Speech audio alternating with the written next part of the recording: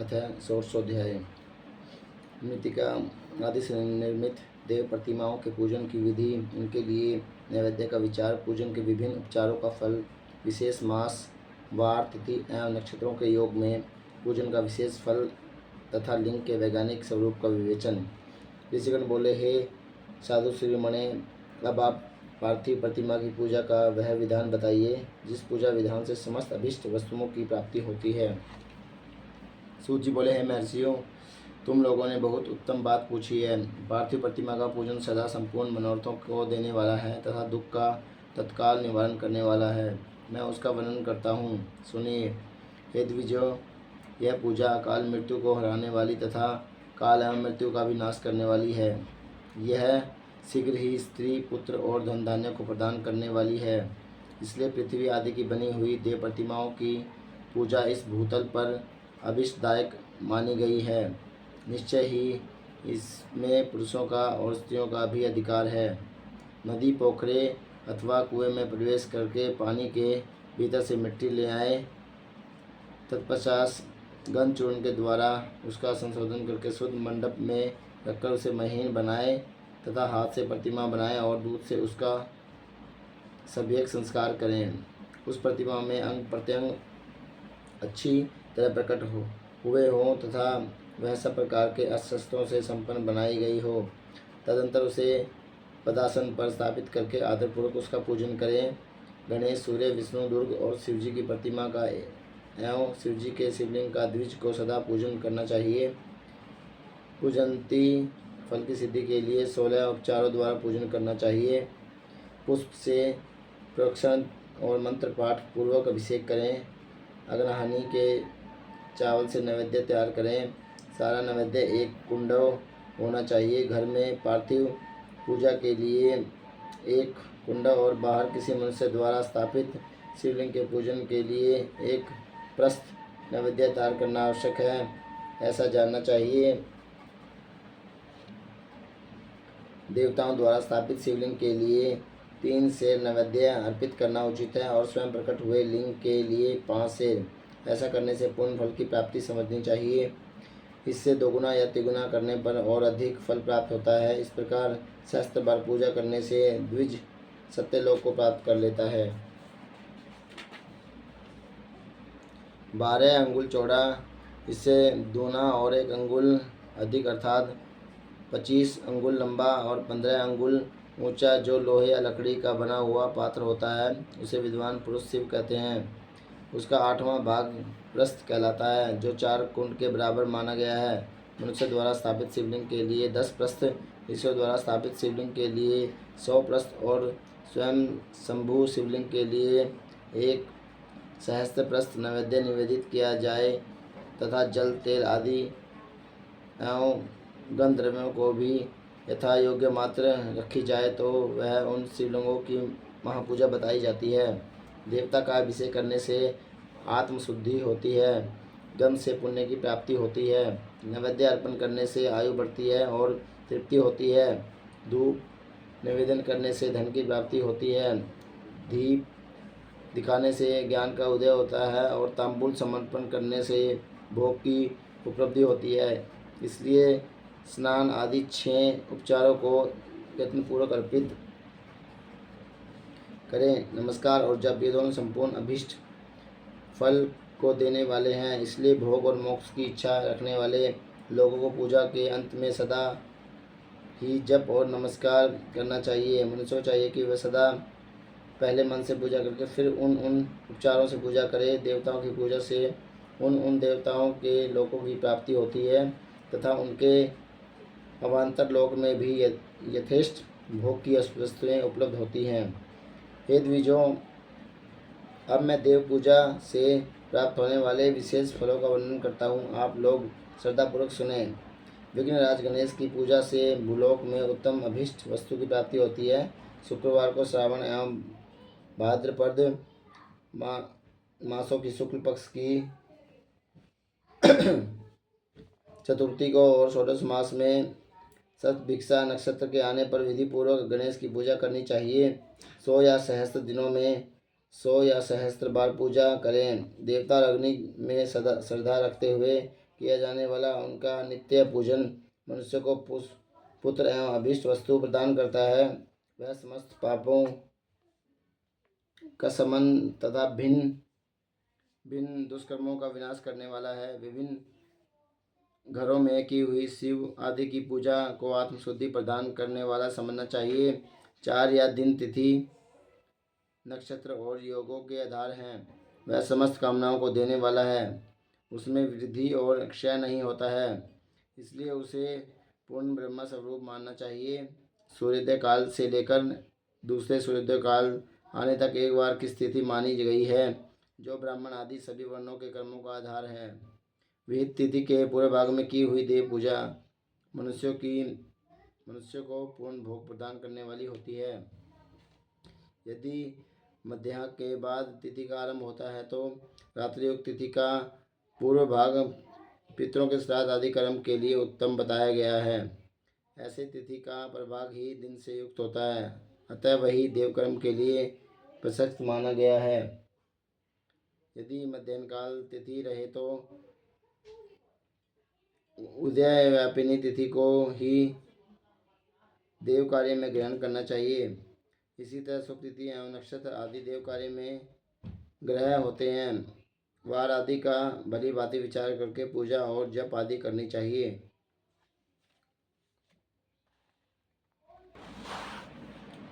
वेदों में पूजा शब्द आदि के अर्थ को इस प्रकार योजना कही गई है। पूजा वले अनेनिति पूजा, यह पूजा शब्द की व्युत्पत्ति है। पू का अर्थ है भोग और फल की सिद्धि।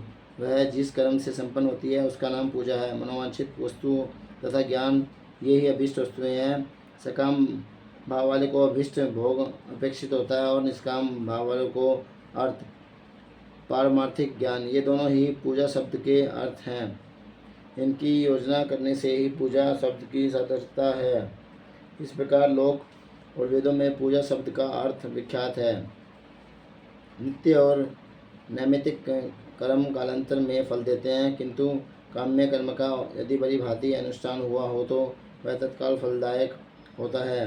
प्रतिदिन एक पक्ष, एक मास और एक वर्ष तक लगातार पूजन करने से उन कर्मों के फलों की प्राप्ति होती है। उनसे वैसे ही पापों का कर्म से क्षय होता है। प्रत्येक मास के कृष्ण पक्ष की चतुर्थी तिथि को ही महागणपति की पूजा एवं पक्ष के पापों का नाश करने वाली तथा एक पक्ष तक उत्तम भोगरूपी फल देने वाली होती है। चैत्र मास में चतुर्थी को की हुई पूजा एक मास तक किए गए पूजन का फल देने वाली होती है, और जब सूर्य सिंह राशि पर स्थित हो उस समय भाद्रपद मास की चतुर्थी को ही गणेश जी की पूजा को एक वर्ष तक भोग प्रदान करने वाला जानना चाहिए। श्रावण मास के रविवार को हस्त नक्षत्र से युक्त सप्तमी तिथि तथा माघ शुक्ला सप्तमी को भगवान सूर्य का पूजन करना चाहिए। ज्येष्ठ और भाद्रपद मासों के बुधवार को श्रवण नक्षत्र से युक्त द्वादशी तिथि को तथा केवल द्वादशी को भी किया गया भगवान विष्णु का पूजन अभीष्ट संपत्ति को देने वाला माना गया है। श्रावण मास में जाने वाली श्री हरि की पूजा अभीष्ट मनोरथ और आरोग्य प्रदान करने वाली होती है।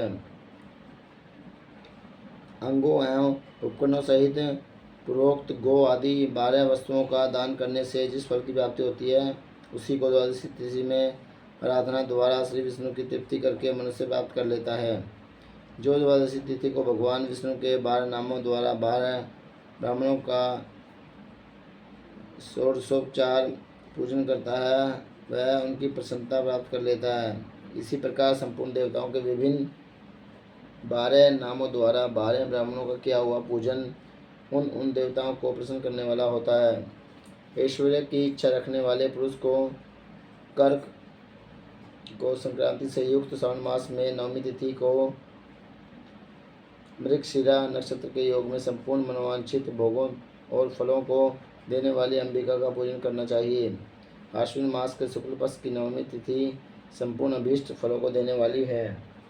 उसी मास के कृष्ण पक्ष की चतुर्दशी को यदि रविवार पड़ा हो तो उस दिन का महत्व विशेष बढ़ जाता है।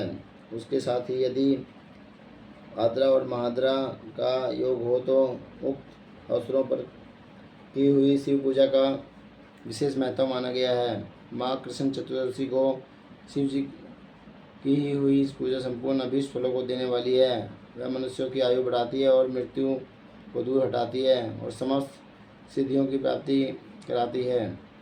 ज्येष्ठ मास की चतुर्दशी को यदि महाद्रा का योग हो अथवा मार्गशीर्ष मास में किसी भी तिथि को यदि आद्रा नक्षत्र हो तो उस अवसर पर विभिन्न वस्तुओं की बनी हुई मूर्ति के रूप में शिवजी की जो 16 उपचारों से पूजा करता है उस पुण्यात्मा के चरणों का दर्शन करना चाहिए। भगवान शिव की पूजा मनुष्य को भोग और मोक्ष देने वाली है, ऐसा जानना चाहिए। कार्तिक मास में प्रत्येक वार और तिथि आदि में देव पूजा का विशेष महत्व है। कार्तिक मास आने पर विद्वान पुरुष दान, तप, होम, जप और नियम आदि के द्वारा समस्त देवताओं का षोडशोपचार से पूजन करें। उस पूजन में देव प्रतिमा, ब्राह्मण और मंत्रों का उपयोग आवश्यक है। ब्राह्मणों को भोजन करने से वह पूजन कर्म संपन्न होता है। पूजक को चाहिए कि वह कामनाओं को त्याग कर पीड़ा रहित हो देवाराधना में तत्पर रहे। कार्तिक मास में देवताओं का यजन पूजन समस्त भोगों को देने वाला होता है। वह व्याधियों को हर लेने वाला और भूतों तथा ग्रहों का विनाश भी करने वाला है। कार्तिक मास के रविवार को भगवान सूर्य की पूजा करने और तेल तथा कपास का दान करने से मनुष्यों के कोढ़ आदि रोगों का नाश होता है। हरे, काली मिर्च, वस्त्र तथा दूध आदि के दान से और ब्राह्मणों की प्रतिष्ठा करने से एक क्षय के रोग का नाश होता है। दीप और सरसों के दान से मिर्गी का रोग मिट जाता है। कृतिका नक्षत्र से युक्त सोमवारों को किया हुआ शिवजी का पूजन मनुष्य के महान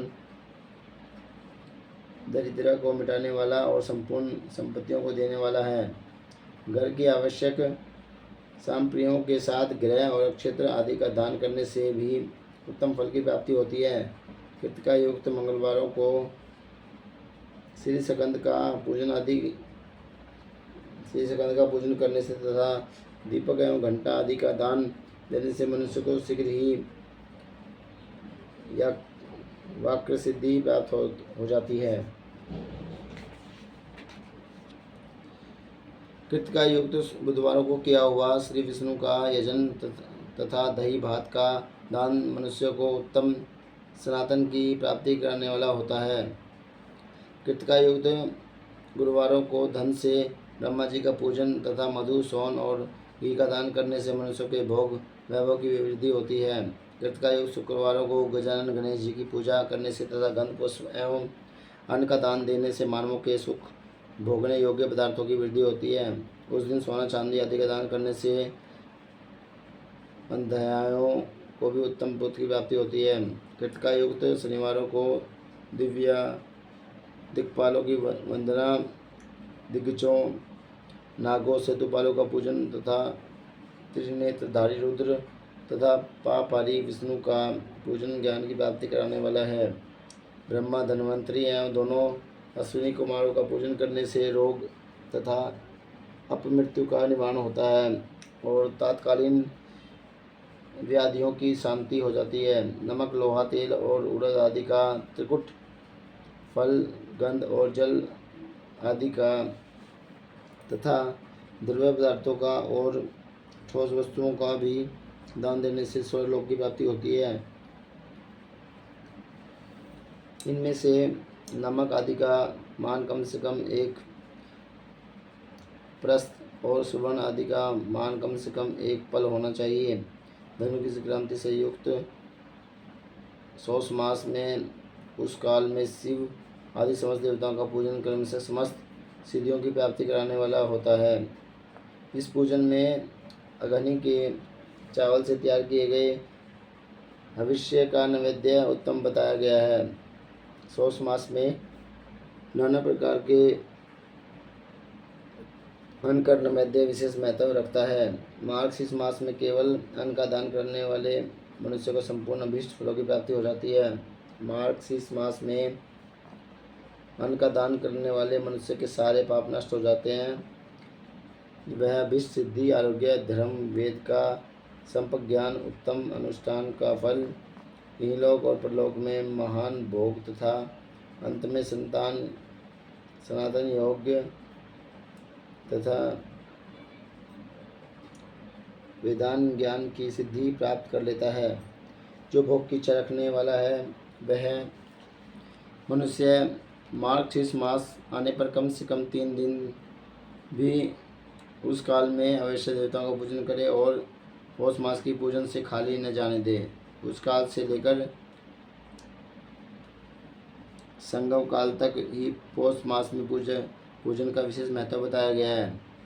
पौष मास में पूरे महीने भर जितेंद्रिय और निराहार रहकर द्विज प्रातःकाल से मध्याह्न काल तक वेदमाला गायत्री का जप करें। तत्पश्चात रात को सोने के समय तक पंचाक्षर आदि मंत्रों का जाप करें। ऐसा करने वाले ब्राह्मण ज्ञान पाकर शरीर छूटने के बाद मोक्ष प्राप्त कर लेता है। द्विजेतर नर नारियों की त्रिकाल स्नान और पंचाक्षर मंत्र के निरंतर जप से विशुद्ध माना जाता है, विशुद्ध ज्ञान प्राप्त हो जाता है। इष्ट मंत्रों का सदा जप करने से बड़े पापों का नाश भी हो जाता है। पौष मास में विशेष रूप से महानैवेद्य चढ़ाना चाहिए। यहाँ बताई गई सभी वस्तुएं 12 की संख्या में समझनी चाहिए। चावल 12, बाहर काली मिर्च 12, प्रस्थ, मधु और वृत्त 12, कुंडव, मूंग 12, द्रोणा 12 प्रकार के व्यंजन, घी में तले हुए पुए, लड्डू और चावल के मिष्ठान 12, प्रस्थ, दही और दूध और 12 नारियल आदि फल, 12 सुपारी, कपूर, कत्था और 5 प्रकार के सुगंध द्रव्यों से युक्त 36 पत्ते पान से महानैवेद्य बनता है। इस महानैवेद्य देवताओं को अर्पण करके वर्णानुसार उस देवता के भक्तों को दे देना चाहिए। इस प्रकार के ओदन नैवेद्य से मनुष्य पृथ्वी पर राष्ट्र का स्वामी होता है। महानैवेद्य के दान से स्वर्ग प्राप्ति होती है। हे द्विज श्रेष्ठों, 1000 महानैवेद्यों के दान से सत्यपलोक प्राप्त कर लेता है और उस लोक में पूर्णायु प्राप्त होती है। एवं 30,000 महानैवेद्यों के दान से उसके ऊपर के लोकों की प्राप्ति होती है तथा पुनर्जन्म नहीं होता। 36,000 महानैवेद्यों को जन्म नैवेद्य कहा गया है। उतने नैवेद्यों का दान महापूर्ण कहलाता है। महापूर्ण नैवेद्य ही जन्म नैवेद्य कहा गया है। जन्म नैवेद्य के दान से पुनर्जन्म नहीं होता। कार्तिक मास में संक्रांति, व्यतिपत जन्म नक्षत्र, पूर्णिमा आदि किसी पवित्र दिन को जन्म नैवेद्य चढ़ाना चाहिए। संवत्सर के प्रारंभिक दिन को भी उत्तम जन्म नैवेद्य का अर्पण करना चाहिए। किसी अन्य महीने में भी जन्म नक्षत्र के पूर्ण योग के दिन तथा अधिक पुण्ययोगों के मिलने पर धीरे धीरे 36,000 महानैवेद्य अर्पण करें। जन्म नैवेद्य के दान से जन्म पर्ण का फल प्राप्त होता है। जन्मापरण से प्रसन्न होकर भगवान शंकर अपना सायुज्य प्रदान करते हैं। इसीलिए इस जन्म नैवेद्य को शिव को ही अर्पण करना चाहिए। योनि और लिंग रूप में विराजमान शिव जन्म को देने वाले हैं। अतः पुनर्जन्म की निवृत्ति के लिए जन्म नैवेद्य में शिव की पूजा करनी चाहिए। सारा चराचर जगत बिंदु नाथ स्वरूप है। बिंदु शक्ति और नाथ शिव। इस तरह यह जगत शिव शक्ति स्वरूप है ही है। नाथ बिंदुकर और बिंदु इस जगत का आधार है।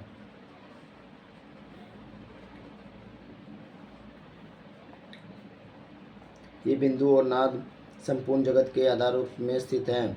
बिंदु और नादों से युक्त सब कुछ शिव स्वरूप है, क्योंकि वही सबका आधार है। आधार में ही आधे का समावेश अथवा लय होता है। यही सकलीकरण है। इस सकलीकरण की स्थिति से ही सृष्टि काल में जगत का प्रादुर्भाव होता है, इसमें संशय नहीं है। शिवलिंग बिंदु नाथ स्वरूप है, अतः उसे जगत का कारण बताया जाता है। बिंदु देवी है और नाथ शिव, इन दोनों का संयुक्त स्वरूप ही शिवलिंग कहलाता है। अतः जन्म के संकट से छुटकारा पाने के लिए शिवलिंग की पूजा करनी चाहिए। बिंदु रूपा देवी उमा माता है और नाथ स्वरूप भगवान शिव पिता। इस माता पिता के पूजित होने से परमानंद की ही प्राप्ति होती है। अतः परमानंद का लाभ लेने के लिए शिवलिंग का विशेष रूप से पूजन करें। ये देवी उमा जगत की माता है और भगवान शिव जगत के पिता। जो इनकी सेवा करता है उस पुत्र का इन दोनों माता पिता की कृपा नित्य अधिकाधिक बढ़ती रहती है। वे पूजक पर कृपा करके उसे अपना आंतरिक ऐश्वर्य प्रदान करते हैं। अतः हे मुनीश्वरों, आंतरिक आनंद की प्राप्ति के लिए शिवलिंग को माता पिता स्वरूप मानकर उसकी पूजा करनी चाहिए। भर्ग पुरुष रूप है और भर्गा प्रकृति कहलाती है। अव्यक्त आंतरिक अधिष्ठ रूप गर्भ को पुरुष कहते हैं और सुव्यक्त आंतरिक और अधिष्ठान भूत गर्भ को प्रकृति पुरुष आदि गर्भ हैं। वह प्रकृति रूप गर्भ से युक्त होने के कारण गर्भवान है, और क्योंकि वह प्रकृति का जनक है। प्रकृति में जो पुरुष का संयोग होता है यही पुरुष से उसका प्रथम जन्म कहलाता है। अव्यक्त प्रकृति से महातत्व आदि के कर्म से जो जगत का व्यक्त होना है यही उस प्रकृति का द्वितीय जन्म कहलाता है। जीव पुरुष से ही बार बार जन्म और मृत्यु को प्राप्त कर लेता है। भाग्य द्वारा अन्य रूप से प्रकट किया जाने ही उसका जन्म कहलाता है। जीव का शरीर जन्म काल से ही विर्ण होने लगता है, इसलिए उसे जीव यह संज्ञा दी गई है। जो जन्म लेता है और विविध पाशों द्वारा बंधन में पड़ता है उसका नाम जीव है। जन्म और बंधन जीव शब्द का ही अर्थ है। अतः जन्म मृत्यु रूपी बंधन की निवृत्ति के लिए जन्म के अधिष्ठान भूत माता पितृ स्वरूप शिवलिंग का भली भांति पूजन करना चाहिए।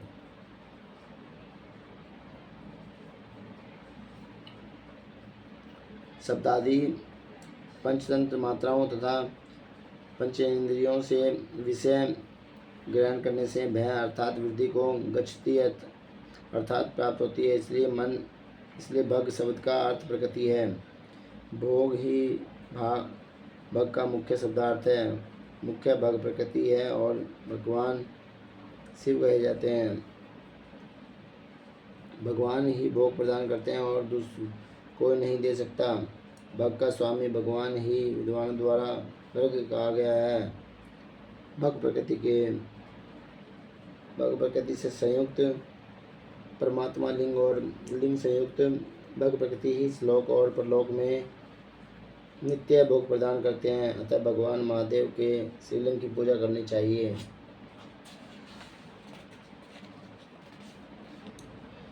संसार को उत्पन्न करने वाले सूर्य और उत्पन्न करने के कारण जगत ही उनका चिन्ह है, इसलिए उनका एक नाम भग भी है। पुरुषों को लिंग में जगत को उत्पन्न करने वाले लिंग की पूजा करनी चाहिए। सृष्टि के अर्थ को बताने वाले चिन्ह के रूप में ही उसे लिंग कहा जाता है। लिंग परम पुरुष शिव का बोध कराता है। इस प्रकार शिव और शक्ति के मिलान के प्रतीक को ही शिवलिंग कहा जाता है। अपने चिन्ह के पूजन से प्रसन्न होकर महादेव उस चिन्ह के कार्य रूप जन्मादि को समाप्त कर देते हैं तथा पूजन को पूर्व जन्म की प्राप्ति नहीं होती। अतः सभी लोगों को यथा प्राप्त ब्रह्मा और मानसिक षोडशोपचारों से शिवलिंग का पूजन करना चाहिए। रविवार को की गई पूजा पूर्व जन्म का निवारण कर देती है। रविवार को महाशिवलिंग की प्राणतः से ही पूजा करनी चाहिए। उस दिन पंचगव्य से किया गया अभिषेक विशेष महत्व का होता है। गोबर, गौमूत्र, गोदुग्ध, उसका दही और गोघृत ये पंच अव्यय कहे जाते हैं। गाय का दूध, गाय का दही और गाय का घी, इन तीनों को पूजन के लिए शहद और शक्कर के साथ पृथक पृथक भी रखें और इन सबको मिलाकर सम्मिलित रूप से पंचामृत भी तैयार कर लें। इनके द्वारा शिवलिंग का अभिषेक एवं स्नान कराएं। फिर गाय के दूध और अन्य के मेल से नैवेद्य तैयार करके प्रणव मंत्र के उपचार पूर्वक उसे भगवान शिव को अर्पित करें। संपूर्ण प्रणव को ध्वनिलिंग कहते हैं। स्वयं शंभुलिंग सदा स्वरूप होने के कारण नादलिंग कहा गया है। यंत्र या अर्घा बिंदु स्वरूप होने के कारण बिंदुलिंग के रूप में विख्यात है। उसमें अचल रूप से प्रतिष्ठित जो शिवलिंग है वह मकर स्वरूप है, इसलिए मकरलिंग कहलाता है। सवारी निकालने आदि के लिए जो चरलिंग होता है वह पुकार स्वरूप होने से पुकारलिंग कहा गया है तथा पूजा की दीक्षा देने वाले जो गुरु या आचार्य हैं उसका विग्रह आकार का प्रतीक होने से आकारलिंग कहा गया है। इस प्रकार प्रणव में प्रतिष्ठित आकार, उकार, मकार, बिंदु, नाद और ध्वनि के रूप में लिंग के 6 भेद हैं। इन 6 लिंगों की नित्य पूजा करने से साधक जीवन मुक्त हो जाता है, इसमें संशय नहीं है। भक्तिपूर्वक की गई शिव पूजा मनुष्य को पूर्व जन्म से छुटकारा दिलाती है।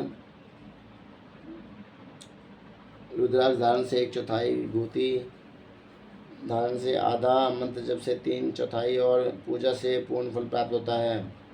शिवलिंग और शिव भक्तों की पूजा करके मनुष्य मोक्ष प्राप्त करता है। यदि जो इस अध्याय को ध्यानपूर्वक पढ़ता सुनता है उसकी शिव भक्ति सुदृढ़ होकर बढ़ती जाती है। इते श्री शिव महापुराणे प्रथमा विंध्येश्वर संहिता पार्थिव पूजा प्रकारादि वर्णन नाम 16अध्याय।